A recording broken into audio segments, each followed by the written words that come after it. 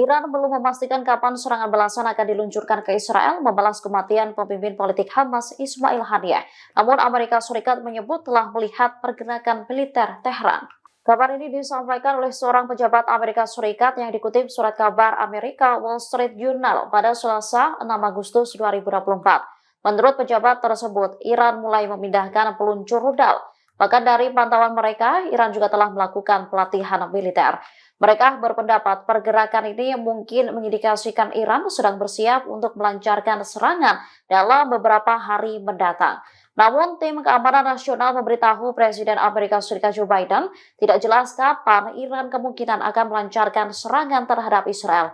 Para pejabat di pemerintahan Amerika Serikat sedang berupaya untuk bersiap menghadapi kemungkinan serangan tersebut. Di lain sisi, Washington juga tengah berupaya melobi Iran dan Hizbullah agar mengurangi tingkat respon ke Israel.